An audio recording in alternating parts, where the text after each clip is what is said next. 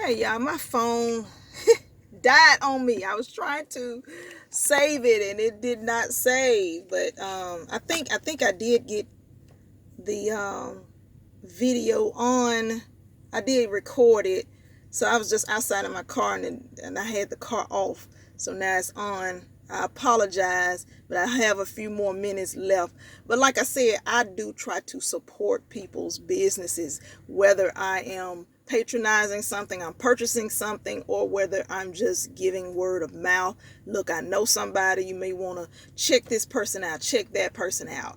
I'm always doing it, and I always try to find a way to support a black business, because I feel like if we pour and invest in our black people and our sisters and brothers, don't worry, don't focus on. And I hate the fact that people have this mindset of, I don't want to make this person rich.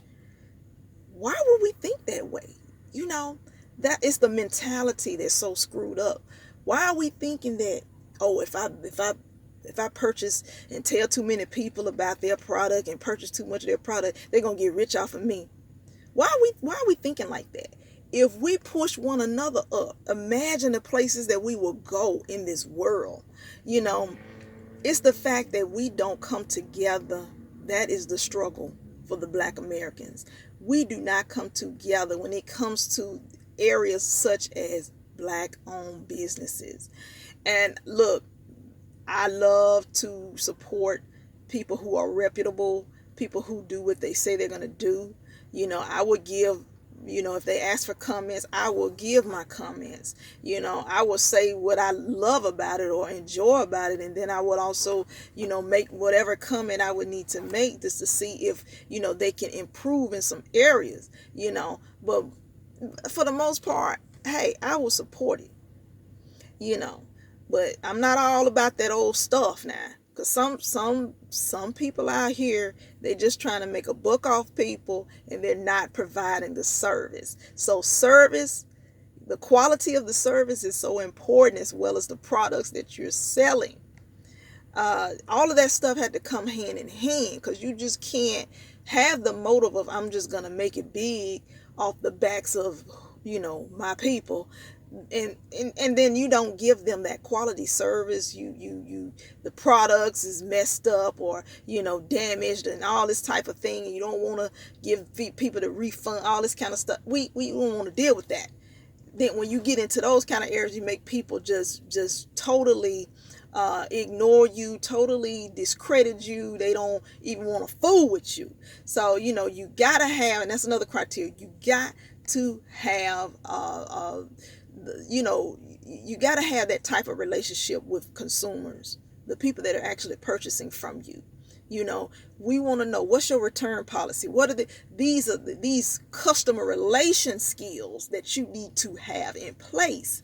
Don't just have a product and you want to sell it and then you say, just like you go to the car lot, they tell you as is, or you go to the housing market as is. You mean tell me you gonna sell me this stuff? You know what I'm saying? I'm expecting. We don't know it's as is until we purchase it and then find out something defected, and then you tell me it's as is. I can't give you no refund. No, we're not having that kind of mess. You better have some good customer relationships. You got to know your product, and if it's something that's going on with the product, whether if it could be an allergic reaction, all this, you got to be prepared for those types of things. Because notice, with us now, we sensitive. We got sensitive skin. When you're dealing with skincare, health, when you're dealing with the hair, sensitive skin and the scalp. So, those kind of things, and people start having these issues, you got to know, how are you going to bounce back from that? What is your response from if someone has an issue like that? So you got to look at all that type of stuff. You got to factor in all of that,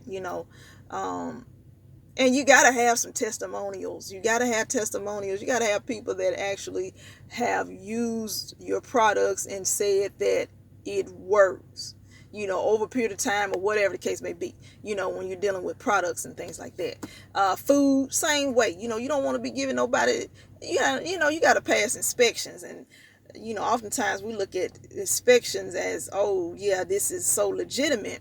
But some people, they would give A's for an inspecting of food, and these people don't make A's. You go to their restaurants and stuff, and food and been set up and stuff, and you get sick. I've had that to happen. I have supported some black businesses. I've gone in there and have gotten sick off the food. I'm like, no, sir, no, ma'am. What has happened? What is going on? You better check the quality of your food. You know what I'm saying? Be about the business now. You have a business and you want the full support of your people, but you better be about the business as well. Cover your bases. You know, that's a good criteria. Cover your bases. So I'm not going to hold y'all too much longer, because I would keep going, y'all. And be transparent. Don't be hiding. And that's another thing about businesses as well. You start hiding stuff, like what the product would actually do for people, or maybe it's some type of negative thing or something, or it may not be catered to everybody. Be transparent about your products. Be transparent about what you're doing, because when you start hiding stuff, you're gonna be in some deep trouble, because the lawsuits are coming. Folks love to do the lawsuit thing. They gonna try to get some money off you. You know what I'm saying? So you better cover your bases. Make sure you know what you're doing when you're getting into this stuff. When you're getting into business. And like I said, it costs to be the boss. So there is a sacrifice that has to be made. It is just not that easy to just start up something.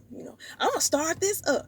You better consider some factors that come into play. You just can't just start stuff. It's got to be, you got to, like I said, cover all your bases.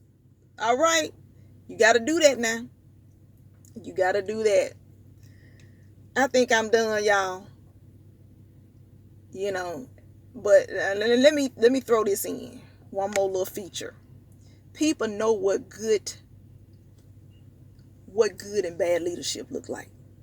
They may not be able to articulate everything. They may not be able to point out all the flaws and everything, but they know what good and bad leadership looks like. They know what a good boss and a bad boss look like. I have been under so many supervisors or superintendents and principals and this, that, and the other, to know what a good one looks like, what a bad one looks like. You see what I'm saying? I know the criteria. I know the script. What a good teacher and what a bad teacher look like. I've been around so many teachers. You know their work, and you give them their credit. Like, girl, you good. You good at what you do. You know how to put that stuff together. You know how to get these kids up and going. Give people their props. Be supportive. And if you have a business and you want people to support you, you better start supporting other people's businesses as well.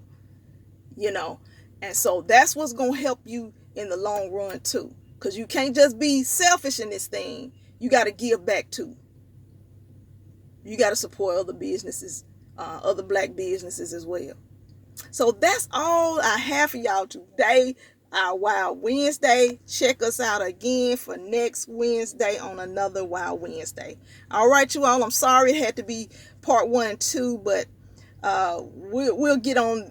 We'll try to have this phone charged up, and we won't have to go through all of this again for next time. God bless you, love you, and you have a wonderful, amazing Wednesday.